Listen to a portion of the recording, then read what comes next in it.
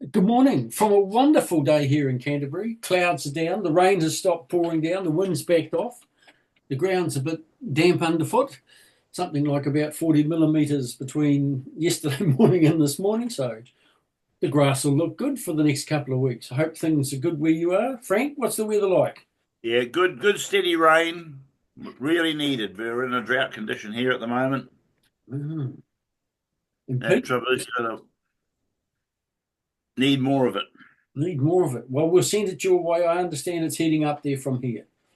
Excellent. Thank you. And Pete, how's it in the Sulphur City? Well, we've got blue sky and sunshine this morning.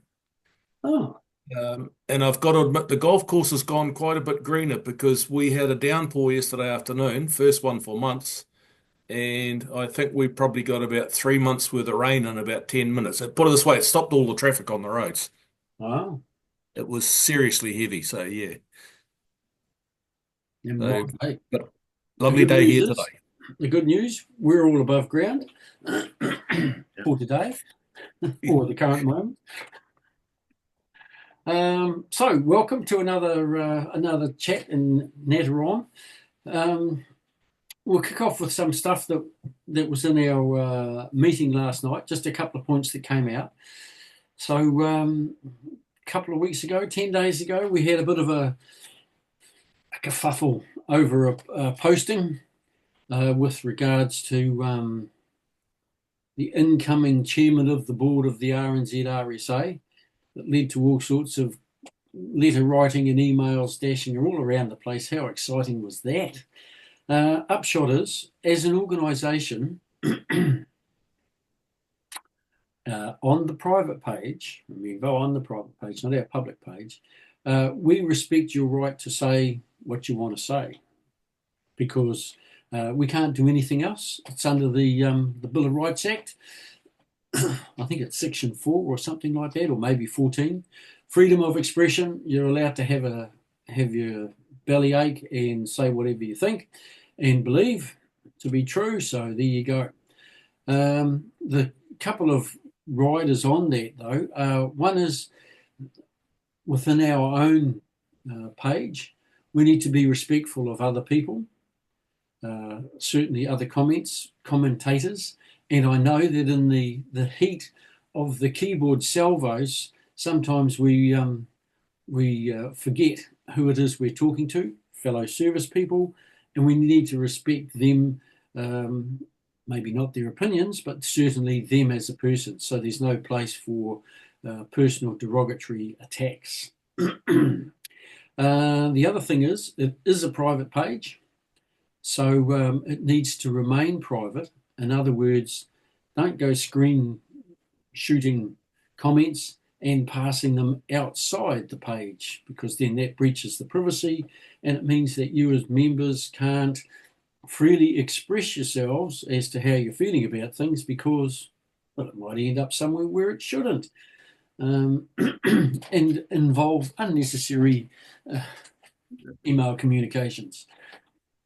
And in the future, if we, as an executive, become aware of something that's a little bit contentious, that's outside the view of the executive committee, we'll just put a disclaimer on saying that it represents the views of the person posting it and not the executive committee. Unless, of course, the executive committee supports that, then we will say something as a committee. So there you go. That's this morning's moan and groan and grizzle. And it's good to see the full team here. Frank and I back off LDs last week and Peter back from Taupo.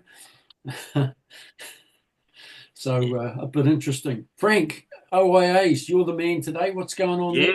Yes. Well, I'm actually very surprised. I got a very quick return to an OIA from the Royal New Zealand Navy. Um, I asked them four questions. Why do New Zealand warships continually look in such a shabby shape and condition and covered in rust? Wow. Now I can just see the person who got that saying, "Oh, we don't paint ships anymore." Anyway, the outer appearance, the answer I got back was the outer appearance of our ships is a result of a combination of factors. the maritime environment, operational tempo, environmental challenges on the upper deck, and painting, the size of deployments we do, and the crew. Unfortunately, we can't look like they used to, and like HMS Black Prince had a crew of over 530. Typically, our crews today are only 170. And then I mentioned to him, I said, well, I've heard that health and safety has a lot to do with it.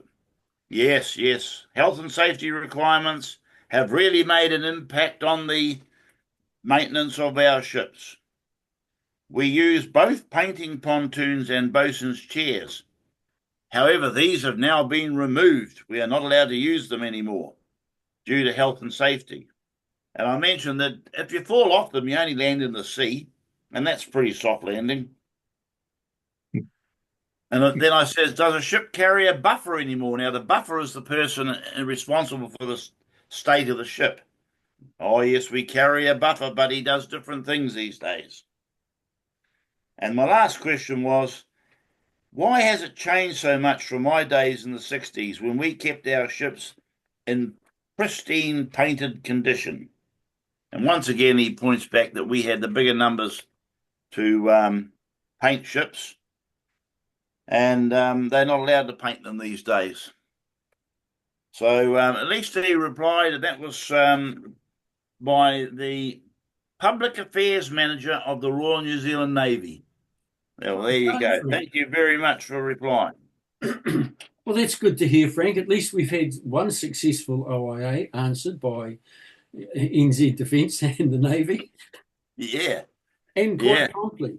But I must say that's good questions, because it's always kind of struck me when I've seen the Canterbury and so on pulling down here in Littleton that they are looking a little bit tired. Well, tired. Maybe they're brown in colour, not grey. Yeah, that's the problem. Desert brown. Desert brown. A jungle green. What colour shall I wear today? Green. Pete, anything happening your way as OIAs and whatever? No, absolutely no replies. We possibly have a new tack from our executive meeting, Yep. but I won't reveal too much about that at the moment because more will be revealed in a couple of weeks. So, excellent. Okay, good night. So we haven't stopped. We're still going. We're still going. We're definitely still going. Excellent. That's good. We've got something like 10 OIAs waiting for answers. Well, one of them mentioned a rusty ship. You better contact the manager of public affairs. Looking on the bright side, there's got to be a bright side to that somewhere. You're keeping someone at NZ Defence in a job, at least one, maybe more. Bit of research, bit of letter writing. Well, I hope so. The replies seem pretty slow, so maybe they're only a part-timer. Oh, could be. All right. Territorial. We'll keep watching that space. Yeah. Now, what else have I got? So coming up, there's a whole bunch of here we go. Let me find it. Here we go. La la la.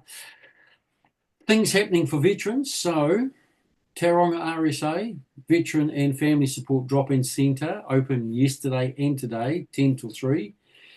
1237 Cameron Road. That's the RSA Hinton Lounge. Veterans Hub in Blenheim, Thursday the 20th of March.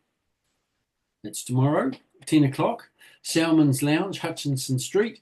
It's on the third Thursday of every month, if you forget the date. Dunedin South, we've got the Dunedin Southland Veterans Forum at the Edgar Centre, 116 Portsmouth Drive. That's on the 1st of May, 10 till 2. Put that in your diaries if you're down that way.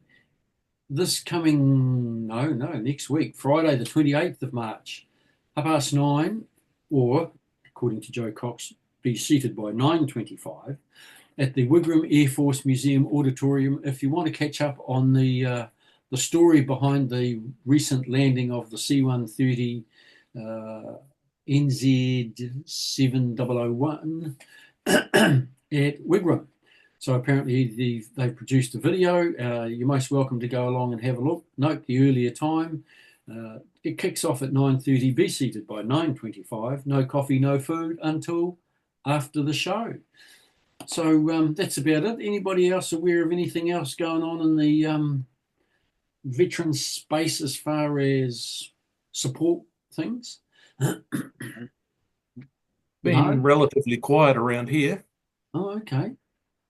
Look, we've had a gathering in the Manawatu. We had one in Rotorua. I think, here we go. What's this? So the Veteran Support Clinic, Friday the 21st of March, 10 till 2 at Taradale District RSA. So there's another one that's going on. So you can't complain that you're not being looked after. People are reaching out, going out into the wider community to find veterans and also to support them where possible. But more somber moment. Frank, crossing the bar. Yes, we have a few, unfortunately. A couple of these are a bit late due to my absence last week. G21281 Lion Charles DJ, Petty Officer Stores Assistant, crossed the bar 28th of February 2025. NZD 3721 Williamson Keith Alistair, Royal New Zealand Navy Lieutenant Commander, in his 105th year, crossed the bar March the 6th. His funeral was followed by a private cremation. And then we have a friend of mine, NZ17975, Baudray Ian Irk, crossed the bar 3rd of March 2025. Petty Officer Fire Control First Class. He passed away on, as I said, the 3rd of March 2025, and he was interred in the Taupo Lawn Cemetery on the 8th of March. NZ17821 Boyce Neville James, Chief Petty Officer Stores Assistant, crossed the bar 2nd of March 2025, and a private cremation has been held. T25064 Samson Lachlan James, known as Lockie, a leading chef, crossed the bar March the 9th, 2025, and a private cremation has been held. NZ14096 Francis Robert John, known as Larry, leading stores assistant, served in Korea with the Royal New Zealand Navy, crossed the bar 16th of February 2025 in his 91st year. Private cremation has been held. NZ9340 Pringle Jack, telegraphist, Royal New Zealand Navy. He served on HMNZS Gambia and witnessed a surrender on board USS Missouri at the signing of the surrender at the end of World War II. He crossed the bar 11th of March 2025 in his 100th year. No service number, unfortunately, for Crampton Tony, weapon mechanic, Royal New Zealand Navy, crossed the bar 11th of March 2025. And Hardy Knoll, a medical petty officer diver, crossed the bar 7th of March 2025. No further details available. And Soppet Kevin, petty officer electrical engineer, Royal New Zealand Navy, crossed the bar 10th of March 2025. And J19811 Crampton Tony, wet mechanic, crossed the bar 13th of March 2025. There are no further details on his funeral. I wish all the family and friends of those sailors our condolences. Thank you, Frank. 30772, Brigadier retired Dr. Brian T. McMahon, CBE, Knight of St. John, RNZ AMC, passed away aged 95. The Brigadier enlisted in the New Zealand Army in 1966 as the RMO for Wairuru, and after this he was posted as the RMO in 1 RNZIR at Terendak Garrison in Malaysia, following which he was posted to 1 NZ Services medical team in Vietnam, 69-70. During the 70s, the Brigadier was the CO of NZ Force Hospital in Singapore and did his postgraduate study in the UK. He was appointed the Director General of Medical in 1980 and an honorary surgeon to the Queen at the same time. He retired from the Army in 1983 and became the medical superintendent at Waikari, then Dunedin Hospitals, and was awarded the CBE in 1983 and the Knight of St. John in 1990. He was twice the Colonel Commandant, 1992-95, 2005 and 2008, and was Anzac of the Year in 2011. His funeral service was yesterday in Dunedin. 383014. Paul McFadden, RNZIR, NZSAS, he passed away on the 10th of March 2025 in Auckland, aged 79. Paul served in Whiskey 1 from December 67 to November 68. 82541. Bertram Richard J. RNZIR, passed away on the 4th of March 2025, aged 76. He was in 1 platoon Whiskey 3 Company as a reinforcement in August 1970, then posted to Victor 5 Company and served with them until they returned to Singapore in May 1971. 39762, Captain retired Skinner Lindsay J, RNZA, and he was also a Gentry Class Cadet 1962, passed away 15th of March after a long medical battle. We offer our condolences to the families, and also we offer our availability for assistance to the families if they need to negotiate their way through the RNZ RSA support network or through Veterans Affairs. Pete, would you like to do the ode? Sure thing. They shall grow not old, as we that are left grow old. Age shall not weary them, nor the years condemn. At the going down of the sun, and in the morning, we will remember them. We will remember them, lest we forget. Next week. Yes. Thank you, That's Pete. a very big list today. Mm. And that just raises a point that kind of briefly passed through the executive committee last evening. We are a shrinking organisation. Our members are passing away, as you've heard, maybe 10 or 15 in the last couple of weeks, and will continue to do so. And we're also a finite group in that we say, well, we're, Southeast Asian veterans.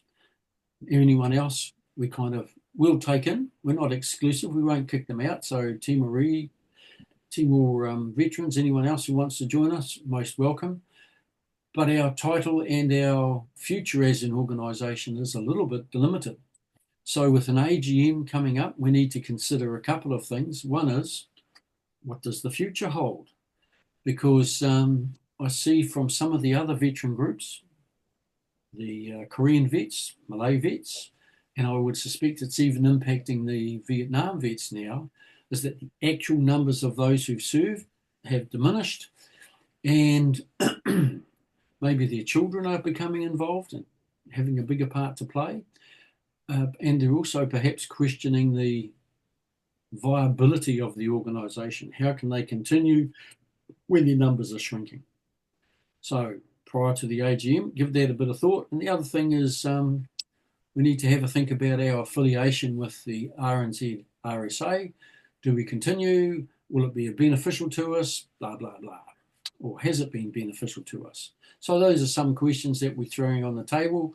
Have a think about them in the interim. Then you become well armed. And if we get any information, we'll publish that through the Facebook page, or we'll talk about it on the posts here.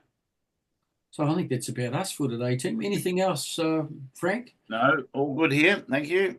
Cool. Pete, anything else? No, absolutely nothing. Cool. Thank you very much. Okay, folks, take care. The seasons are changing. Slightly warmer today than yesterday. I think it was 11, feels like 3 yesterday here in Christchurch, but 16 today forecast if we're lucky. Take care, look after yourself, look after your mates, get on the phone, give them a ring, or front up at some of those seminars and just do a catch up if you are able to do that.